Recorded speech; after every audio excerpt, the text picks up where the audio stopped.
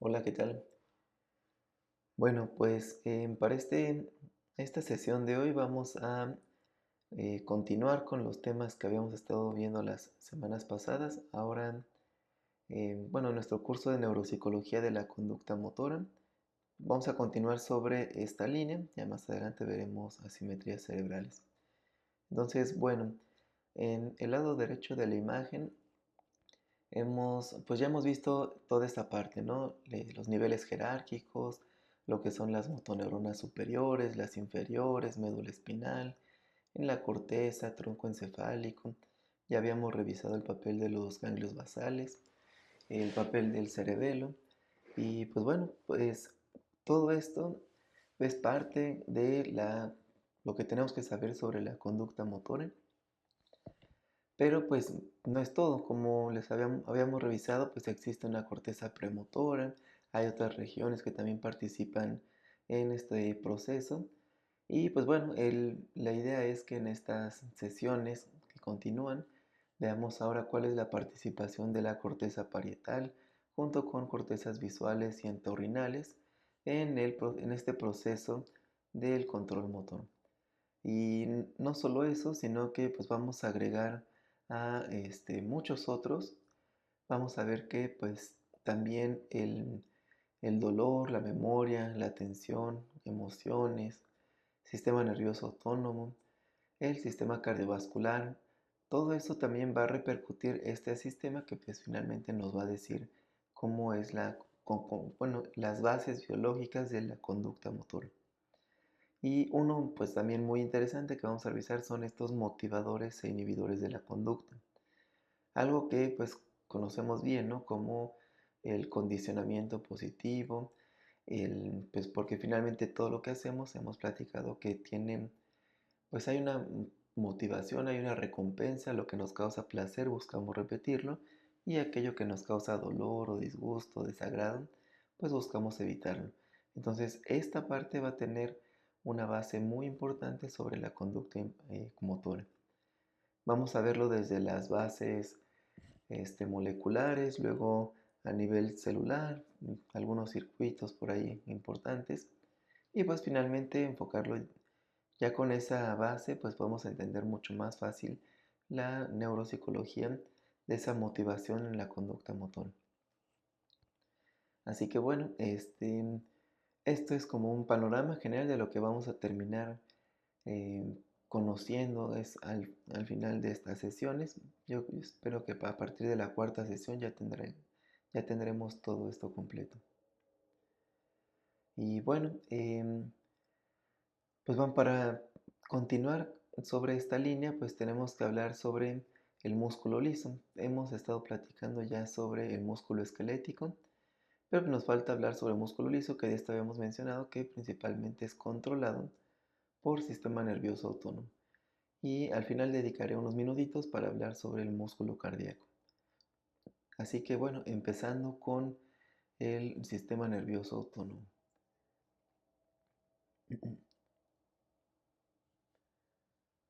Bueno, de este sistema nervioso autónomo, perdón. El sistema nervioso autónomo tiene dos partes, el simpático y el parasimpático.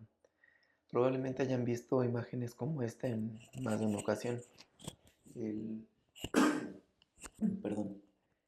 El sistema simpático, pues, bueno, ambos, realmente como vemos aquí en esta imagen, el, nos pueden regular una gran cantidad de funciones, ya sea, por ejemplo, el diámetro de la pupila, la secreción o la inhibición de la secreción de saliva, también la dilatación de los bronquios, o sea que tanto aire puede entrar hacia nuestros pulmones, los procesos digestivos, es decir, si se van a secretar enzimas, ácido clorhídrico, amilasa, o si vamos a estimular el movimiento de la peristalsis.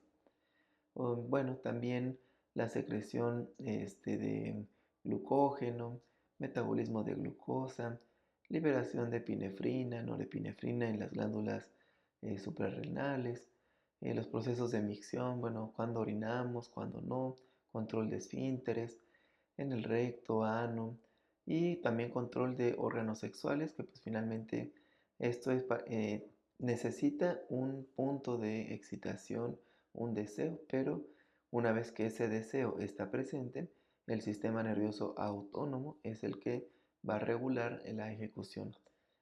Pues aquí nada más algo interesante, por ejemplo, el orgasmo, la erección, estos procesos, pues si bien están controlados por este sistema que es autónomo, es decir, pues, bueno, tiene su autonomía, y podríamos pensar que no hay un control totalmente voluntario, pues es correcto, pero realmente el- se puede lograr porque finalmente tiene que existir deseo. Entonces, si hay deseo, se activan estas vías autonómicas que van a permitir el correcto funcionamiento. Aquí, pues, lo que vale la pena considerar es esa parte, el deseo, y vamos a ver más adelante toda una red más compleja, porque si bien entonces recuerden, estos dos son completamente autonómicos, es decir, si a una persona le pongo más luz en los ojos, voy a afectar el tamaño de la pupila.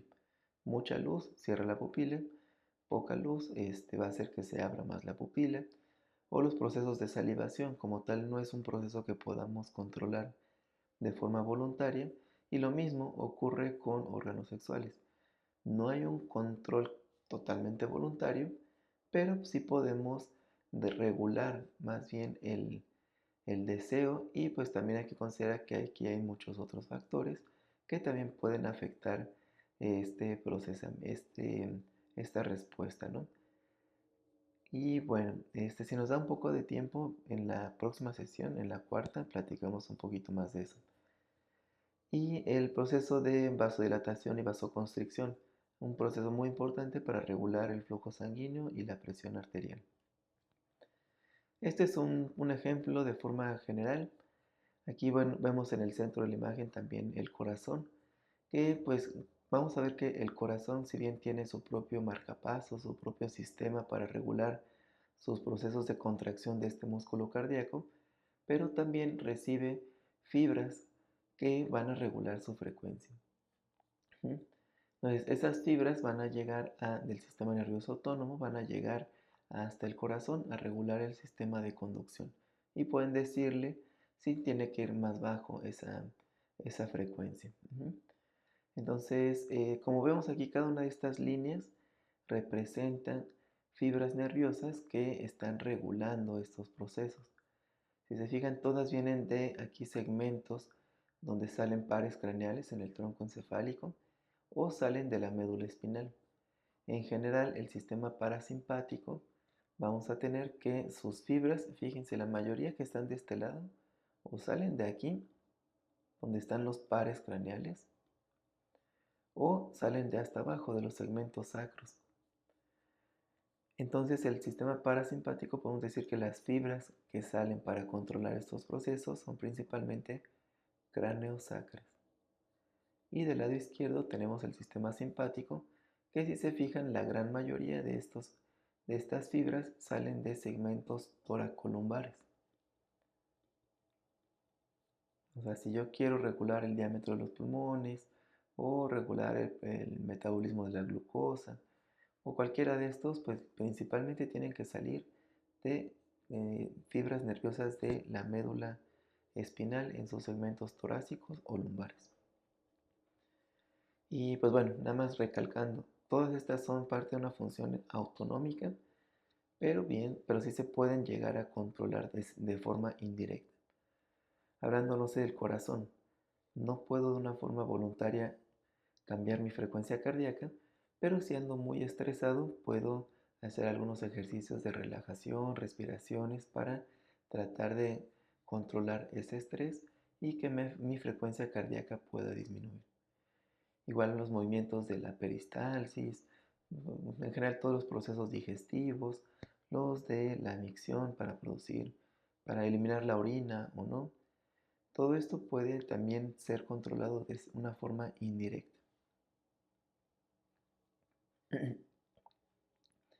Bueno, en general, ¿cuáles son los propósitos de este sistema nervioso autónomo? Uno muy importante, la homeostasis.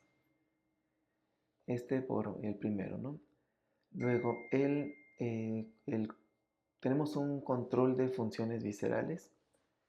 Este pues va a ser también importante, ¿no? Corazón, tubo digestivo, bronquios y demás. La adaptación a cambios internos y externos y el tipo de pues, sistema motor de órganos, vasos y glándulas. Ujú. Así que bueno,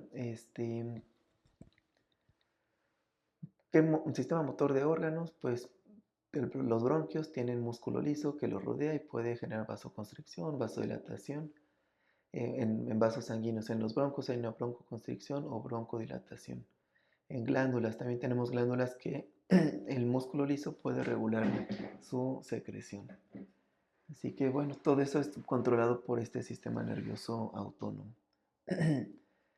Aquí les quisiera preguntar, nada más tomarse unos minutitos, ¿qué considerarían con este proceso? Adaptación a cambios internos y externos. ¿Algún, qué pensarían? Aquí tómense un par de minutitos para pensar a qué se puede referir este punto.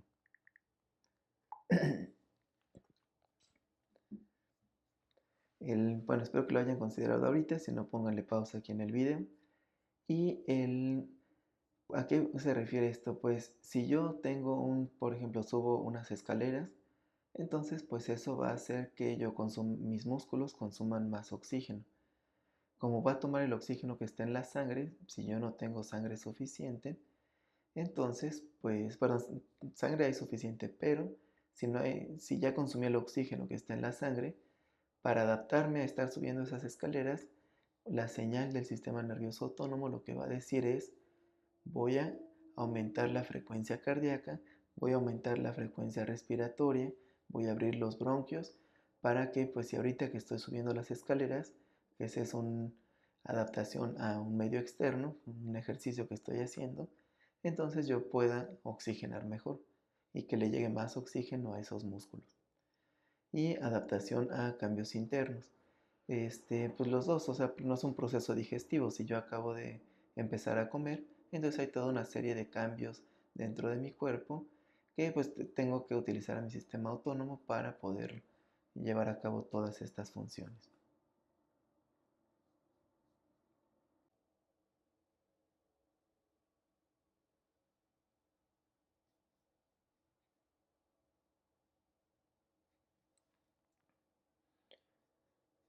Bueno, aquí el, para que se lleven a cabo todas esas funciones autonómicas, pues esas fibras salen del tronco encefálico o de la médula espinal. Pero existe algo que se conoce como la red autonómica central, y de esto vamos a seguir hablando mucho en las próximas sesiones. Red autonómica central, siempre la abrevia así, RAC. Esto, pues bueno, son todas las estructuras que van a participar en la regulación de nuestro sistema nervioso autónomo. Todas estas van a ser estructuras que están en el sistema nervioso central. Las fibras que vimos acá atrás, todas estas de aquí son fibras que salen pues ya están fuera, ¿no?, de la médula espinal, o sea que va a ser sistema nervioso periférico. Lo que vemos aquí, esas líneas de color negro, es sistema nervioso periférico. Ahora, estas estructuras están en sistema nervioso central, por eso se llaman así. Y bueno, ¿cuáles son estas estructuras? Pues uno, tenemos a la corteza insular, al hipotálamo, a la amígdala, esta SGP, la sustancia gris periaqueductal, el núcleo parabraquial, el núcleo del tracto solitario, y tenemos unas columnas que se llaman intermedio laterales que se encuentran en la médula espinal. Aquí, entre todas estas estructuras que vemos aquí marcadas del lado izquierdo, entre ellas hacen conexiones neuronales, hay todo un circuito que es el que está regulando todos esos procesos del sistema nervioso autónomo: dilatación de ojos, bronquios, frecuencia cardíaca, etcétera, etcétera. Si se fijan aquí, la parte interesante es que, por ejemplo, corteza insular tiene un montón de participación, o sus funciones van muy relacionadas al sistema somatosensorial. Cómo percibimos las cosas, qué cosas sí nos gustan, cuáles no. Por ejemplo, con el gusto tiene una participación también muy importante. Así, si todos nos comemos el mismo chocolate, puede ser que a unos sí nos guste, a otros no. Esa es alguna de las funciones que tiene esta corteza insular. El hipotálamo, yo creo que es de las estructuras que tiene más procesos este, muy importantes. Nos regula el sueño, ciclos de sueño-vigilia, cuando estamos despiertos, cuando nos da sueño, cuando tenemos hambre. Este realmente es como el centro emocional, ¿no? Pues siempre dibujamos un corazón cuando hablamos de amor, pero realmente el hipotálamo es el que está regulando estos sentimientos de apego, de amor, cariño. ¿Qué más? Nos ayuda para el control térmico. La amígdala, esta nos funciona, igual tiene una participación muy importante en diferentes procesos, pero la ubicamos bien dentro del sistema límbico y usualmente lo asociamos más a temas de miedo. Este va a ser muy importante cuando hablemos de inhibidores de conducta. Todo aquello que nos pueda causar desagrado, disgusto o miedo, pues van a ser cosas que vamos a buscar evitarlas. Sustancia gris periacueductal, esta es la que produce las endorfinas, encefalinas, dinorfinas. Esta es una parte que la vamos a encontrar en el tronco del encéfalo. Está, mm, aquí está. Justamente se llama sustancia gris porque es sustancia gris, tiene ese color. Y periacueductal porque está rodeando al acueducto de Silvio. Entonces, pues esa es otra, el núcleo parabraquial, que es, bueno, de hecho estos dos tienen una participación muy importante para el control del dolor. Pero en general no solo sirve para controlar el dolor, sino que también nos ayuda a generar, pues cuando liberamos endorfinas, eso nos gusta. Entonces eso va a generar un, pues, un placer. Cualquier cosa que a nosotros nos cause placer, este va a liberar alguna de estas sustancias, por ejemplo endorfinas, y eso va a promover para que nos busquemos repetir esa conducta que nos causó algo de placer. Si como no sé, bueno, comida, puede ser comida, pero vamos a pensar, no sé, en hacer ejercicio. Si salgo a hacer ejercicio y corro 1 hora o 40 minutos, después de eso hay una liberación de endorfinas. Eso me va a causar placer y puede eso ayudar a que yo siga haciendo ejercicio. El núcleo del tracto solitario, este tiene participación para regular algunos procesos digestivos, somatosensoriales y pues bueno, en general de forma global contribuye a esta red autonómica central. Aquí, vean aquí, por ejemplo, en el hipotálamo, este es un regulador súper importante para el sistema endocrino. De hecho, el hipotálamo con la hipófisis es este eje neuroendocrino, el cual nos regula pues básicamente todo los procesos endocrinos, hormonales, pero pues el hipotálamo también es una parte importantísima, es un punto de convergencia o de comunicación entre el sistema nervioso y endocrino. Todo esto, ¿qué nos quiere decir? Que si yo tengo miedo, si yo me siento enamorado, si yo estoy disfrutando algo, si, si algo me está causando desagrado o comí algo y no me gusta, todo esto, aparte que nos regula el sistema autónomo, a su vez todos estos participan en muchas otras funciones que como vemos, ínsula, hipotálamo, amígdala, parabraquial, sustancia gris periacueductal, todos estos participan en procesos emocionales. Entonces, ¿qué quiere decir eso? Que, pues, por ejemplo, si yo me estreso mucho, activo aquí un sistema, hipotálamo hipófisis, y también un sistema directamente que va a controlar el sistema simpático y parasimpático, que puede regular diferentes procesos en mi cuerpo, como cuáles. Si estoy yo muy estresado, el hipotálamo va a mandar una señal a la hipófisis anterior y esa hipófisis anterior va a mandar una señal a las glándulas suprarrenales y ahí me va a decir que va a liberar cortisol. Pero también si yo estoy muy estresado, por ejemplo, estoy pasando un mal momento, ando con mucha ansiedad, preocupación, entonces estas dos estructuras a su vez van a promover la activación del sistema nervioso simpático y pueden generarme taquicardia o subirme la presión arterial O si ando con mucho estrés, puedo tener alteraciones digestivas. Es común, ¿no? Por ejemplo, que alguien que tiene mucho estrés o cursa con diarrea o estreñimiento. Ahí depende de cada persona. Si alguien tiene mucho estrés, usualmente pueden sentirse las palpitaciones, se puede sentir ese aumento de la presión arterial, la frecuencia cardíaca. Alguien con mucho estrés puede dilatar las pupilas. Entonces, todos esos son procesos que este, van a activar esas vías para generar una respuesta. Y estas son autonómicas, son involuntarias. Si yo controlo ese estrés, entonces puedo regular esta función autonómica. Pero una vez que se active estas vías, va a tener su autonomía y se van a comandar. Mientras yo tenga estrés, sí o sí voy a tener esas respuestas. Si yo ando enamorado o ando con miedo, igual voy a activar diferentes procesos en mi cuerpo que van a ser involuntarios. Si yo tengo, por ejemplo aquí con la amígdala, si yo estoy teniendo mucho miedo, entonces con el miedo también promuevo la activación del sistema simpático. Vamos a pensar en esto. Tengo mucho miedo, región importante aquí es la amígdala. La amígdala está identificando que hay un miedo, una fobia, y eso va a tener que activar una red aquí central entre estas estructuras para decir, bueno, pues estamos sintiendo miedo, entonces, ¿qué es lo que sigue? Si siento miedo, ¿qué activo? ¿El simpático o el parasimpático? La respuesta correcta es el simpático. Tengo miedo, se activa el simpático y entonces, por ejemplo, en la pupila normalmente se dilata. Si tengo miedo, inhibo la salivación. Si yo me acabo de comer una torta y tengo mucho miedo porque siento que alguien me está siguiendo, entonces esa torta que me comí voy a pausar ese proceso digestivo.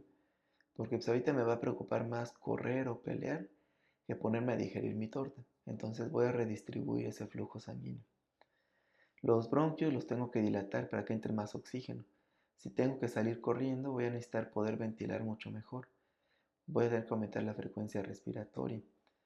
Entonces voy a inhibir mi digestión. Aquí voy a estimular la liberación de glucosa desde el hígado. A lo mejor no me comí la torta y estoy en ayuno. Y aunque esté en ayuno, si yo tengo mucho estrés y miedo, entonces voy a tener que salir corriendo, a lo mejor. Entonces voy a promover la liberación de glucosa desde el hígado. Bueno, el glucógeno. Liberación de epinefrina y norepinefrina. Esto ocurre por esa señal desde el hipotálamo hacia la hipófisis y de la hipófisis a las glándulas suprarrenales, que pues esas van a liberar la circulación sanguínea, epinefrina y norepinefrina. También alguien, por ejemplo, con mucho miedo, esto ocurre más en niños, se puede relajar la vejiga y eso pues hacer que una persona se orine cuando tiene mucho miedo. Puede generar contracciones en el recto, o sea, si realmente tengo muchísimo miedo, voy a contraer el recto y se me van a quitar las ganas. Si tenía ganas de hacer el baño, pero me están correteando, o creo que alguien me va a hacer daño, se me van a quitar las ganas en ese momento. Y de igual forma, aquí, por ejemplo, aquí menciona eyaculación. Para que haya un proceso de, por ejemplo, en este caso, si fuera en un hombre, para que haya una erección, eso es totalmente el parasimpático, como creo que de aquí dice, sí, erección. Se necesita de la función del parasimpático, que una persona pues, esté relajada, que haya una excitación. Si hay mucho estrés, no va a ocurrir. Entonces, pues alguien que lo están correteando, alguien que está en una situación peligrosa, no va a permitir que se dé el proceso de erección. Solamente que cuando hay una conducta sexual, que hay una estimulación y una excitación, cuando se está acercando uno al orgasmo, ahí viene después el punto final donde está el orgasmo. Del parasimpático hay un brinco al simpático y hay una descarga adrenérgica que pues después de esto pues puede disminuir esa erección o perderse completamente, ahí depende también de cada caso. Pero pues bueno, siguiendo con la idea del miedo, pues evidentemente si alguien tiene mucho estrés o miedo porque lo van siguiendo, pues no va a tener una erección. Entonces aquí esto de la eyaculación, que es el punto del orgasmo, solamente ocurre cuando hubo un proceso de excitación previo que era con participación parasimpática. no significa que con mucho miedo vaya a tener yo un proceso eyaculatorio, ¿no? Y pues también hay cambios en los vasos sanguíneos. Cuando una persona está teniendo un proceso como de mucho miedo, pues normalmente hay una vasoconstricción y eso va a subir la presión arterial. Los dos, bueno, podemos utilizar los dos como ejemplo, miedo o mucho estrés. Así que pues cualquiera de los dos va a aumentar la presión arterial. Y eso, por ejemplo, es una base para entender problemas cardiovasculares. Alguien que vive con mucho estrés toda su vida y no hace ejercicio, fácilmente puede cronificar ese estrés. Bueno, ese estrés se hace crónico y esto va a generar un aumento de la presión arterial que a largo plazo puede ser que la persona genuinamente se quede con esta enfermedad, hipertensión arterial, secundario a el estrés que está este, pasando o percibiendo o teniendo cada día por mucho tiempo. Así que bueno, esta es parte de la red autonómica central. Eso fue un ejemplo con el miedo, que también cursaría con estrés, que involucraría estas dos estructuras. Ahora, a lo mejor yo tenía muchísima hambre, tuve un día que no comí nada, llegó la noche, el final del día y por fin voy a comer y voy a comerme mi plato favorito. Entonces con esos, por ejemplo, participaría mucho la corteza insular y la sustancia gris periacueductal. Como eso que me gusta muchísimo de no haber comido nada en todo el día, por fin tuve una saciedad y fue con algo que me gusta mucho. Entonces lo disfruto. Aquí la corteza insular va a participar mucho en ese placer o disfrutar comida que acabo de ingerir. Al quedarme satisfecho, entonces voy a activar la sustancia gris periacueductal. Y esto, por ejemplo, si acabo de comer, estas dos al contrario van a activar el parasimpático. Parasimpático para iniciar un proceso digestivo. Pero además la sustancia gris periacueductal me va a liberar endorfinas y esas endorfinas van a hacer que yo sienta placer. Entonces, como acabo de comer, ahí la señal va a ser, pues voy a buscar seguir comiendo. Comiendo lo que me gusta, ¿no? Porque quiero continuar sintiendo ese placer, esa satisfacción que sentí. Y acá que hablábamos de miedo, entonces con ese miedo activé estas estructuras. El miedo me generó unos cambios que no me gustaron, fueron del sistema simpático y a lo mejor esto me va a generar una aversión. Ahora, la motivación o la recompensa y, y la aversión a una conducta no van asociados al sistema simpático o parasimpático. O sea, la aversión que platicamos ahorita por miedo no siempre va relacionada al simpático. Hay conductas que sí me pueden gustar y que estén activando las vías simpáticas o viceversa. Entonces no hay una relación directa ahí de que si es una conducta que va a generar una motivación para repetirla en el futuro o una que va a generar aversión, eso no va relacionado al sistema simpático y parasimpático. Puede ocurrir con cualquiera de las dos. Una vez que este sistema se activa para regular esta red autonómica central, hay proyecciones, toda esa red. Imagínense ahí todo esto interconectado, todas estas conexiones de todos lados, todo el mundo platicando con todos, de aquí para acá y acá para acá, y todo el mundo está conectado. Entonces todo esto es una red, por eso se llama así. Una vez que se definió que, por ejemplo, se deciden, vamos a activar el sistema parasimpático, entonces de toda esta red se van a descender unas fibras hasta esta región, que son las columnas intermediolaterales. Y de ahí, de esas columnas intermediolaterales, es de donde salen las fibras, ya sea del sistema simpático o del sistema parasimpático. Y aquí ya tenemos, digamos, completo la visión de nuestra médula espinal. Acuérdense que por la parte dorsal, decíamos que por la parte dorsal entran las aferencias del sistema somatosensorial. Por la parte anterior de la médula espinal hay eferencias de la médula espinal. Esas eferencias van a ser las motoneuronas que tanto hemos platicado.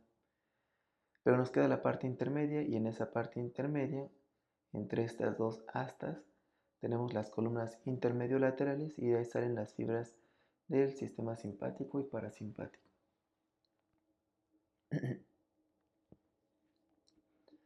Entonces, pues, ¿qué funciones llevan a cabo estas estructuras? Ya mencionamos de forma general alguna de ellas.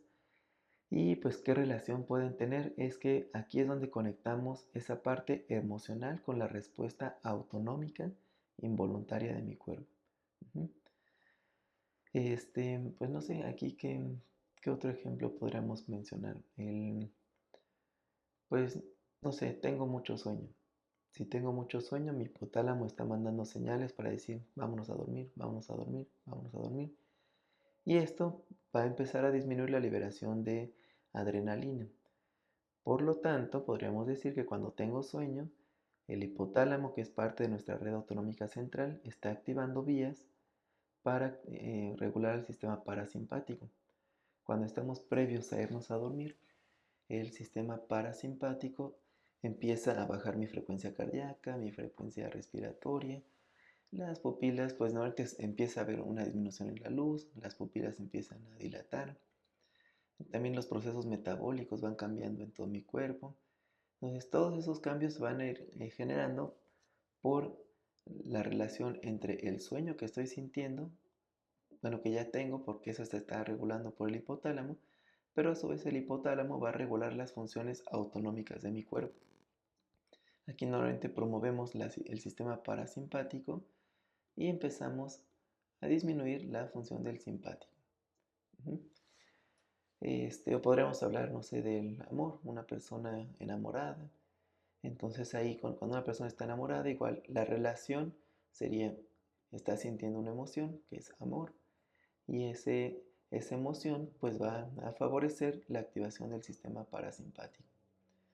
Ahí también, bueno, no es algo tan simple, ¿no? Porque por ejemplo alguien que está enamorado a lo mejor está muy nervioso en una cita o algo así, y pudiera ese nerviosismo, un poco de ansiedad quizás, no sé, empezar a activar al simpático. Y también, por ejemplo, por ahí se dice, ¿no? Que hay una delgada línea entre amor y odio. Pues es que realmente ese amor, pues a veces se puede traducir en la preocupación por una pérdida. Y como se empieza esa ansiedad por estar pensando en futuro de estoy muy bien, pero ¿qué tal si pierdo después esta relación? Entonces, sí hay amor, pero además está empezando a generarse un miedo a futuro. Y bueno, ahí podríamos platicar de mil cosas más, pero todos esos procesos van, aquí me enfoqué en emociones, pero acuérdense que no solamente es esto, es en general homeostasis, funciones viscerales, adaptación a cambios. Por ejemplo, si hace mucho frío, pues yo estoy percibiendo mucho frío, mi hipotálamo está sensando, es decir, la temperatura está bajando, entonces mi sistema nervioso autónomo tiene que regular todos estos procesos a través de esta red y pues va a generar adaptaciones para poderme acoplar a ese nuevo proceso, ¿no? O ese cambio que está ocurriendo en el medio. Y bueno, pues en general el simpático se asocia a sistema de pelea o fight or flight, pelea o vuelo o huida, ¿no? Entonces, normalmente el simpático lo activamos para que si algo me preocupa o me estresa, pues salgo corriendo o peleo. O también en otros casos, también se menciona, son las tres Fs, fight, flight o freeze. Ay, no me acuerdo si es así con la ortografía, pero bueno. Congelarse. Hay casos de que una persona con mucho miedo, con mucho estrés, de pronto se quedan congelados y ya no hacen nada, no se mueven. Hay animalitos también que cuando se estresan mucho o creen que alguien se los va a comer, simplemente se hacen como los muertos y a veces les funciona quedarse así como inhibidos y ya no, pues a veces se los creen que están muertos y pues ya el cazador ya no se los come. Y del parasimpático usualmente están asociados a procesos de descanso y procesos digestivos. Así que pues todo este balance entre estos dos sistemas siempre tiene que estar en equilibrio. Bueno, no en equilibrio porque constantemente cambia, pero pues estos sí siempre están cambiando, dependiendo. Pues si acabo de comer, o si estoy caminando, o si estoy durmiendo.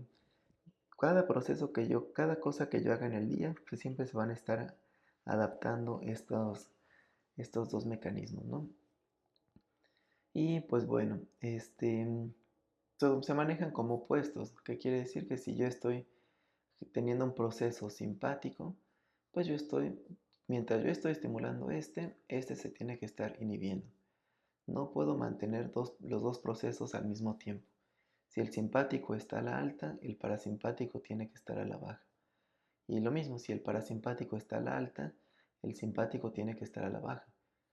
Si yo estoy descansando, el parasimpático está activo. Si de pronto algo me genera mucho estrés, voy a activar al simpático. Pero si yo activo al parasimpático, si yo activo al simpático, el parasimpático va a disminuir. Y si yo estaba durmiendo, pues ya se me quitó el sueño y ahora estoy despierto, ya no puedo dormir. Tendría que relajarme nuevamente, bajar el simpático para que aumente el parasimpático y pueda dormir nuevamente de una forma más cómoda. Del sistema simpático salen sus cuerpos desde el asta intermedio lateral, desde segmentos toracolumbares, como les comentaba, particularmente desde T1 hasta L2. De aquí ahí están los cuerpos neuronales, de ahí sale un axón y ese axón se comunica con un ganglio.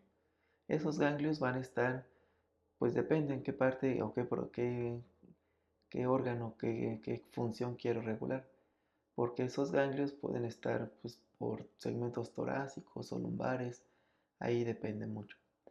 Y pues de ahí hay una sinapsis, aquí está la sinapsis, el neurotransmisor que se utiliza aquí es acetilcolina. Y esto, a su vez, aquí va a regular neuronas que van a liberar otro neurotransmisor, que aquí puede ser, por ejemplo, adrenalina o noradrenalina. Y si llego, por ejemplo, aquí bueno, no sé si esto es un ojo o una pupila, o perdón, un ojo o un vaso, pero supongamos que es un ojo. Si es un ojo y en el ojo yo quiero producir si activo el simpático, entonces voy a dilatar la pupila. O si por ejemplo activo el simpático y son fibras que llegan a tubo digestivo, lo que voy a hacer es inhibir la digestión. Y bueno, pues algo así más o menos se ve anatómicamente todo esto. Desde estos segmentos aquí los vemos, desde T1 hasta L2. De aquí salen esas fibras, aquí están los ganglios, esos ganglios a su vez de ahí salen a diferentes partes de nuestro cuerpo para regular diferentes procesos. Y pues finalmente llegan al órgano blanco y en ese órgano blanco van a tener pues el efecto, ¿no? deseado. Aquí, bueno, podemos mencionar aquí que existen neuronas preganglionares que mandan esa señal hacia los ganglios y de ahí pues salen esas fibras que van a regular los procesos simpáticos. Ahorita vamos a ver una imagen más adelante que me gusta mucho, que creo que deja muy clara esta idea. Las neuronas sensitivas forman reflejos autonómicos. Aquí vean esta imagen que vemos aquí. Aquí el intestino. Si yo acabo GOT es triple intestino. Si yo acabo de comer, tenemos sistemas de interocepción, que ya lo habíamos dicho. Se manda toda una señal hasta la médula espinal y aquí hay reflejos. Reflejos que pueden regular procesos digestivos. Aquí, pues, en el simpático se puede estimular o se puede inhibir dependiendo cuál sea ahí el proceso, ¿no? O cuál sea la necesidad que se tiene en ese momento.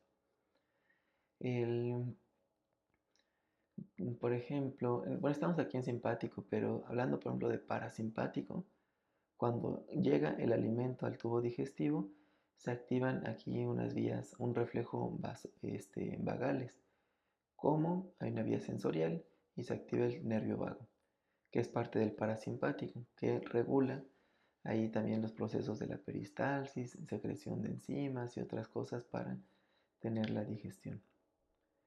Entonces, bueno, estos reflejos autonómicos pues son totalmente involuntarios también. Bueno, vámonos, quiero recalcar aquí algunos puntos del sistema parasimpático. El cuerpo, en el sistema parasimpático, acuérdense que decíamos que prácticamente todos salen de segmentos, se llaman cráneos sacros. Cráneo, ¿por qué? Porque en el tronco encefálico salen los pares craneales el 3, el 7, el 9, el 10. Particularmente el 10, que es el vago, este solito representa más del 75% de las funciones del parasimpático en la región craneal. Y la otra es el sacro. Entonces, tronco encefálico, que es todo esto, de aquí salen fibras preganglionares que van a conectarse con un ganglio y de ahí salen neuronas postganglionares que finalmente van a tener un efecto sobre el órgano que están inervando. Y bueno, y las otras son del sacro, que es ya de la parte más caudal de nuestra médula espinal. Y aquí vemos, por ejemplo, de pares craneales. Aquí pueden regular funciones también en la pupila, en el lagrimeo, por ejemplo, en la secreción de saliva, frecuencia cardíaca. Esta, por ejemplo, ya cuando yo estoy muy relajado, entonces puedo empezar a bajar la frecuencia cardíaca. Y pues sale todo esto desde el vago. Pero ven aquí, este 10 es continuación de acá. Entonces el nervio vago, que es el 10º par craneal, también manda proyecciones neuronales hasta todo el tubo digestivo y nos regula en gran medida estos procesos en tubo digestivo, estómago, colon, recto. Y tenemos una última parte, la región más caudal, en el segmento sacro, que aquí nos puede regular algunos esfínteres, músculo liso aquí por el recto, también en la vesícula, en la vejiga, en procesos uterinos en caso de mujeres, en genitales masculinos, pues en hombres. Así que bueno, este sistema, estos van a ser algo así como nuestras motoneuronas inferiores. Tenemos, así como las motoneuronas inferiores están reguladas por las superiores, y las superiores a su vez reciben una señal de la corteza premotora, pues aquí es lo mismo. Aquí primero acuérdense que nosotros tenemos una red autonómica central, que esa red autonómica central a su vez regula todos estos procesos, tanto de aquí del simpático como hasta acá del parasimpático. Entonces, el parasimpático, vean aquí del lado derecho, segmentos craneales y segmentos sacros. Y del lado izquierdo tenemos segmentos toracolumbares. Y de aquí, pues, red autonómica central, hagan una analogía que es algo así como la corteza premotora. Entonces aquí se está definiendo cómo se va a activar ese simpático y el parasimpático. Gracias a que esta red autonómica central también participa en procesos mentales superiores, ¿no? Como cognición, emociones, miedo, amor, etc. Ahora, de aquí va a regular a todos estos puntitos negros, son cuerpos neuronales. Cuerpos neuronales que son preganglionares. Se llaman preganglionares porque aquí están los ganglios. Todo esto de aquí, esta cadenita, son ganglios. Entonces por eso se llaman neurona preganglionar, que esto sería como la motoneurona superior, por hacer una analogía con lo que ya vimos. Está el ganglio y después viene una neurona postganglionar, que es algo así como la motoneurona inferior. Solo que pues aquí no va a llegar al músculo esquelético de nuestro cuerpo, va a llegar a los órganos blancos. Y pues del lado derecho pues es lo mismo, en el parasimpático igual sale una fibra que es preganglionar y después se va a encontrar a los ganglios que están acá. Los ganglios del sistema parasimpático están más cerca de los órganos y del simpático los ganglios están más cerca de la médula espinal. En general normalmente se dice que las fibras preganglionares del simpático son cortas y las fibras preganglionares del parasimpático son largas. Y de aquí pues regulamos todos estos estos procesos. Así que, ¿para qué nos sirve a nosotros entender todo esto? Que pues si una persona anda cursando con un proceso de ansiedad, anda con mucha ansiedad, o alguien que tiene un trastorno obsesivo compulsivo, usualmente tienen constantes activaciones del simpático. Pensemos de alguien con ansiedad. Alguien con ansiedad podemos verle frecuentemente la pupila dilatada. Si le checamos la presión arterial, alguien que tiene una crisis de ansiedad, siempre la presión va a estar elevada. Frecuencia cardíaca también va a estar elevada. En el hígado se está liberando glucógeno, que eso va a aumentar los niveles de glucosa en sangre. Que eso a su vez con un montón de otros factores, pues sí puede contribuir de cierta forma a generar hiperglucemias. Si estoy con mucha ansiedad y con una constante activación del sistema simpático, afecto al tubo digestivo y puede generar, como lo inhibo, aquí puede generar un estreñimiento.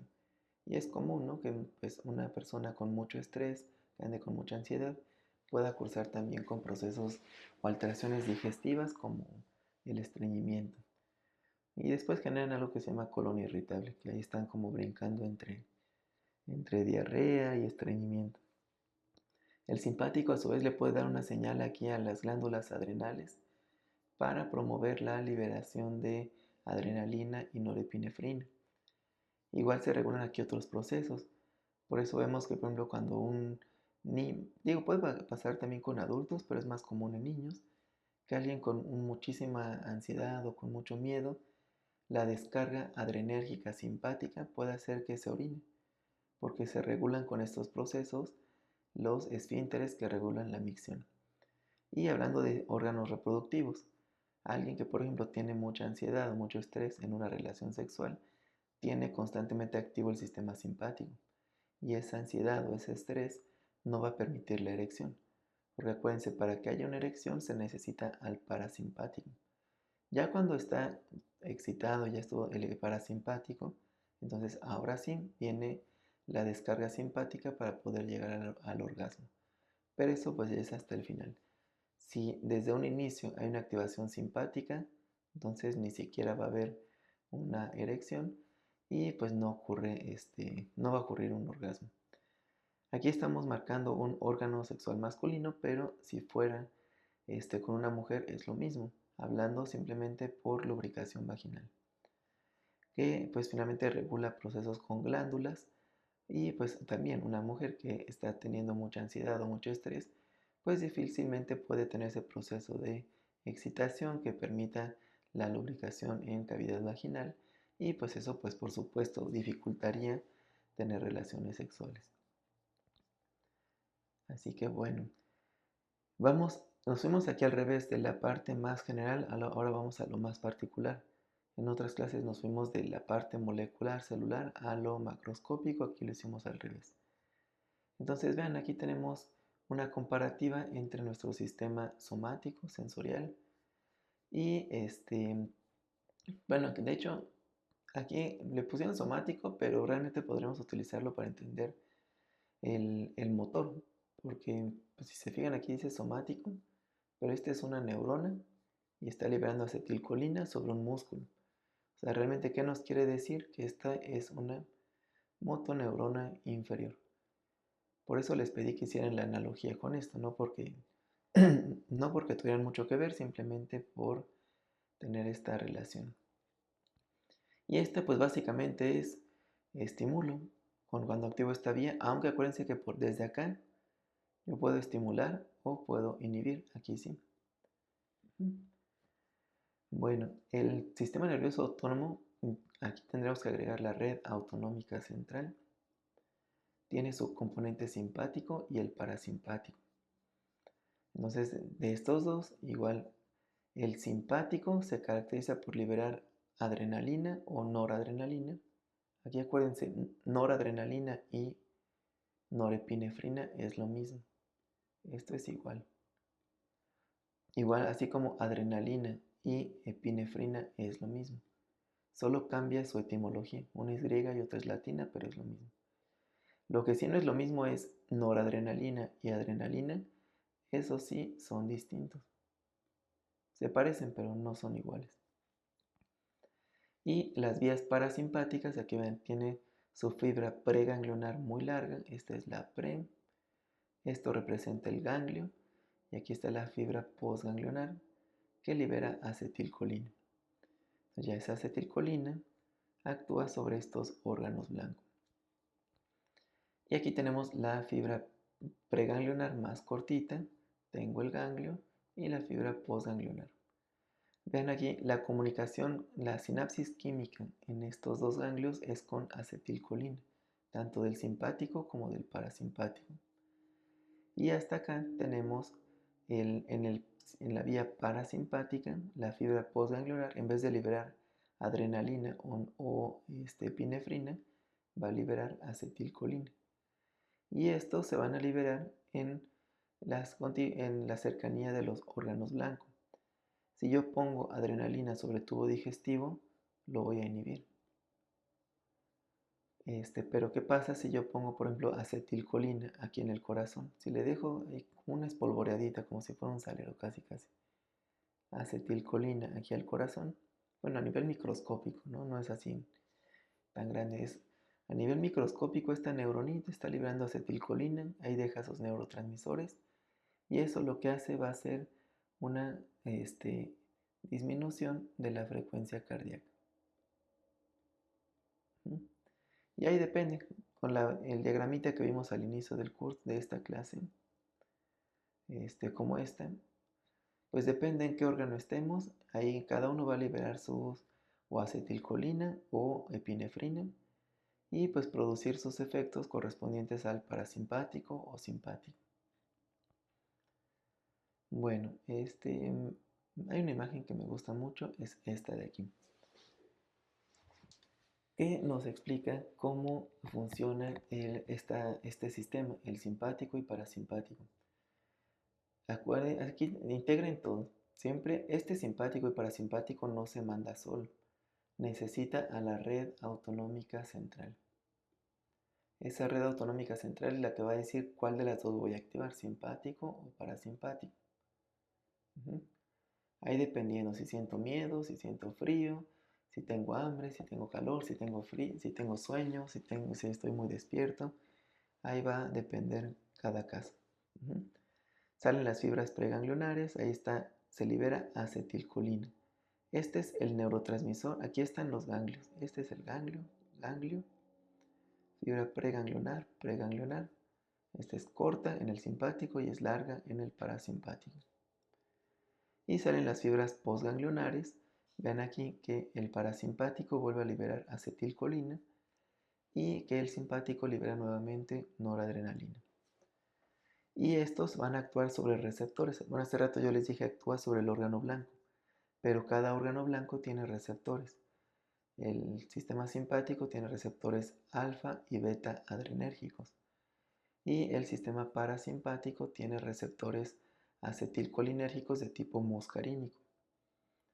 En las fibras ganglionares teníamos también receptores acetilcolinérgicos, pero eran de tipo nicotínico. ¿Ok?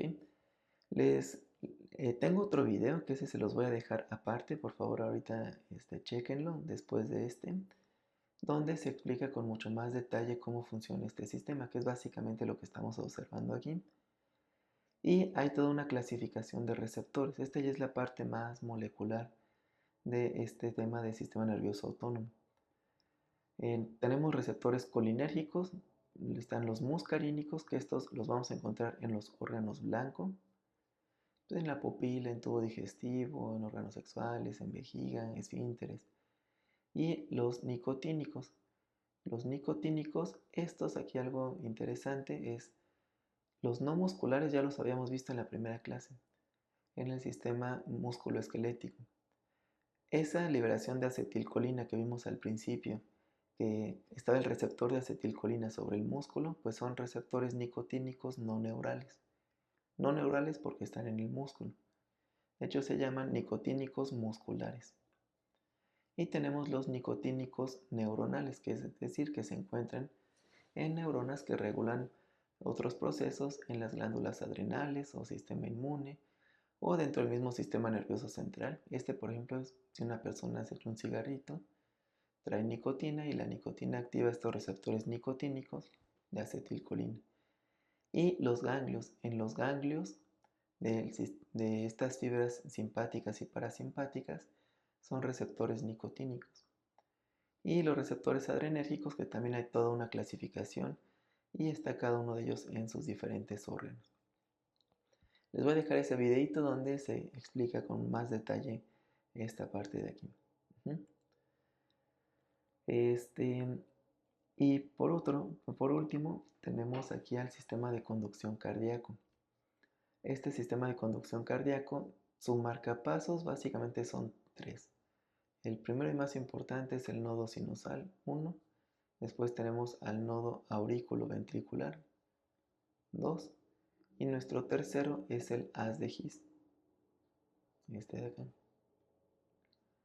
Entonces, estos 3 a su vez es el marcapasos. Vean aquí cómo es como todo un sistema, una red que tiene aquí eléctrica el corazón, que estos son los que siempre están diciendo cómo se va. Quien lleva aquí la batuta, el control en una persona sana, siempre es este de aquí, el nodo sinoauricular o nodo sinusal. Y estos tienen su propia autonomía. El propio corazoncito, aunque yo saque un corazón, si lo puedo mantener vivo, el corazoncito solo puede seguir latiendo. Pero aquí en este nodo sinusal, aquí es donde llegan diferentes fibras del sistema autónomo. Y ese sistema autónomo es el que puede regular la frecuencia cardíaca, ya sea a la alta o a la baja. Y pues eso ya nos genera el gasto cardíaco, ¿no? Es decir, qué tanta presión y qué tan rápido se va a contraer nuestro corazón. Y, bueno, aquí está. Es el nodo sinusal, nodo AB. Y vean aquí que tenemos estas cadenas del sistema simpático. Y tenemos aquí al vago. Acuérdense, el vago es el 10º par craneal. El vago forma parte del sistema, son fibras del sistema parasimpático que vienen desde el tronco encefálico. Y de estas cadenas simpáticas vienen desde segmentos torácicos. Y estos aumentan la simpática, lo que va a hacer es aumentar la frecuencia cardíaca. Y el parasimpático lo que hace es bajar la frecuencia cardíaca. Y también hay una cosa que se llama efecto inotrópico, es decir, para darle más fuerza contráctil al corazón. Pero pues este es nuestro tercer tipo de músculo, el músculo cardíaco. El músculo cardíaco que se regula por el propio marcapasos del corazón, pero que a su vez tiene una regulación externa a través del sistema autónomo. Y bueno, nuestro sistema de conducción. Lo que quiero cerrar aquí con este video es esta última parte. Que lo vamos a retomar de todas formas en un momento, pero de este resumen general final de este es como el resumen de todo este curso de conducta motora. Ya habíamos platicado en las primeras 2 clases sobre todos estos. Ahorita, bueno, ya hemos ya mencionado algunas cosas sobre la corteza parietal, su relación con la corteza entorrinal y la corteza visual. Ahorita nos enfocamos en sistema nervioso autónomo, que esta es la parte que va a controlar el músculo liso, y el sistema cardiovascular, que tiene su propio sistema de conducción, ¿no? Esto es en el corazón, que tiene su propio control, y el sistema nervioso autónomo, que tiene sus ramas simpáticas y parasimpáticas, que a su vez están reguladas por su red autonómica central. ¿Qué relación tiene todo esto aquí? Todas estas estructuras están enfocadas a solamente control motor. Control motor en músculo liso, acuérdense aquí. Músculo cardíaco acá. Y finalmente tenemos el músculo esquelético hasta acá. Los 3 tipos de músculos, pues ya los vimos hasta este punto. Músculo liso. Todo esto aquí yo le agregaría además una flechita aquí para representar a la corteza premotora. Vamos a ponerle aquí premotora. Que este es la palabra, ahí les puse en una diapositiva, ¿no? Que decía, aquí es donde se da la convergencia entre la cognición mayor y la conducta motora. Y de aquí estamos recibiendo para la parte pues, emocional también, este, pues donde yo soy consciente de mis movimientos, de mi propio yo, mi persona, estoy consciente también de cómo me siento. Aquí hay una integración también emocional. Y todo esto también tendríamos que considerarlo como parte de todo este diagrama para conocer cómo ocurre la conducta motora. Este apartado que vimos ahorita en este video, sistema nervioso autonómico, es la parte involuntaria. Porque si bien, por ejemplo, puedo estar muy enojado con una persona, pero si mi corteza premotora dice, ¿sabes qué? Pues no, estás muy enojado, pero no, así déjalo, no digas nada, o no te pelees, no hagas nada. O al contrario, a lo mejor te dice, pues sí, sí, peleate, pero normalmente en la mayoría de las ocasiones buscamos evitar, ¿no? Una pelea. Entonces quizás mi conducta a través de este sistema no lo pueda ver o no lo pueda identificar bien, pero mi sistema nervioso a veces me puede delatar. Si una persona está muy enojada pero ya decidió que no va a decir nada y no va a pelear, entonces puede ser que su sistema nervioso autónomo sí lo delate. Porque si está muy enojada, se va a activar el sistema simpático. Y ese simpático va a dilatarle mucho la pupila. Ese simpático puede redistribuir el flujo sanguíneo. Ahí depende cada tipo de emoción, pero hay algunos que pueden ponerse muy pálidos, o hay algunos que se enojan y se ponen muy, muy rojos. Ahí depende muchísimo qué otro tipo de emociones estén asociadas. Si está, puede ser que le dé estreñimiento a esa persona. La frecuencia cardíaca a lo mejor no la puedo sentir, pero si se me ocurriera tomarle el pulso a esa persona, ante ese enojo puede aumentar la frecuencia cardíaca, la presión. Y pues de hecho, no sé si aquí conozcan un poco sobre lo que es el biofeedback o neurofeedback, que pues algunas personas, bueno, algunos que estudian psicología se dedican más a estas áreas, que básicamente es evaluar esa respuesta autonómica del cuerpo y ayudar a tener un control sobre ella. Ese control es a través de la red autonómica central con su conexión con otras regiones dentro de nuestro cerebro, los cuales de forma indirecta puedo llegar a controlar estas funciones. Por ejemplo, no sé, se ocupa mucho con ansiedad. Ansiedad, pusimos el ejemplo de que era para, estimulaba el simpático, ¿no? No puedo decirle a esa persona que apague su sistema simpático. Lo que sí puedo, lo que hacen en parte con el biofeedback o neurofeedback, es enseñarle estrategias a esta persona, darles herramientas para poder tranquilizarse, hacer ejercicios de respiración, dirigir sus pensamientos a otras cosas, para que si se logra un control en su pensamiento, entonces esa red autonómica central sí la puedo apagar, por lo tanto apago la respuesta simpática. Y acuérdense que la respuesta simpática también va a generar un efecto que a su vez puedo ser capaz de tener un sistema de propiocepción y de interocepción.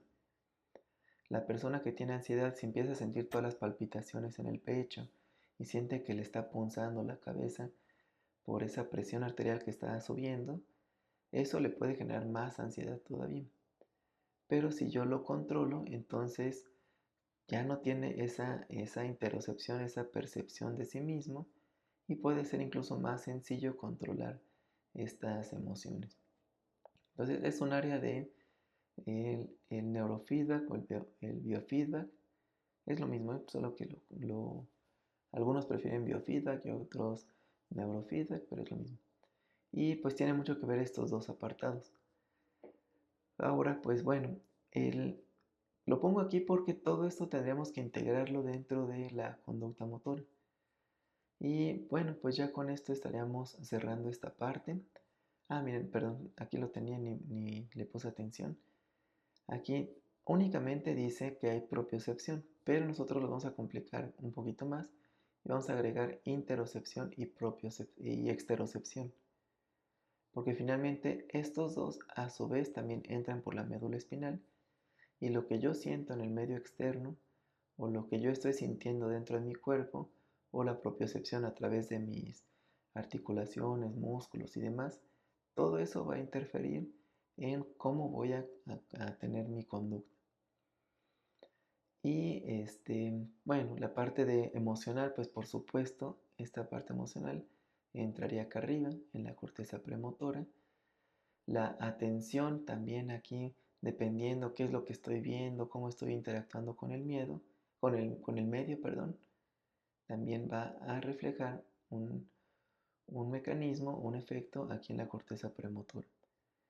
Y bueno, igual con la memoria, finalmente esto contribuye a nuestra identidad, nuestra personalidad, el dolor también, aquí si yo estoy sintiendo dolor, también aquí en la corteza premotora, pues si traigo un dolor abdominal, pues camino como encorvado, si me duele la espalda, pues a lo mejor camino medio, este, pues tengo una marcha ahí más característica, o a lo mejor estoy, traigo dolor en el pie y estoy ahí claudicando. No sé, todo esto puede interferir en nuestra conducta. Y por último, lo que pues vimos hace un momento en la clase son los motivadores e inhibidores de la conducta, que este es el motor para echar a andar qué conductas sí voy a tener y cuáles no. Así que bueno, pues este es todo un panorama general. Esto es ya la parte normal. Lo que vamos a ver en nuestra próxima sesión va a ser en la cuarta, el próximo sábado, va a ser ya la parte patológica. Una vez que ya entendimos la fisiología normal, pues ahora sí podemos entender por qué ocurren los tics, por qué ocurren, pues hay muchas alteraciones motoras, qué pasa con el Parkinson, con los infartos. Y bueno, para eso es justamente la actividad que dejamos pendiente. Así que bueno, pues muchas gracias y cualquier duda o situación que quieran que aclaremos, me avisan y lo checamos en esta próxima sesión. Gracias y hasta luego.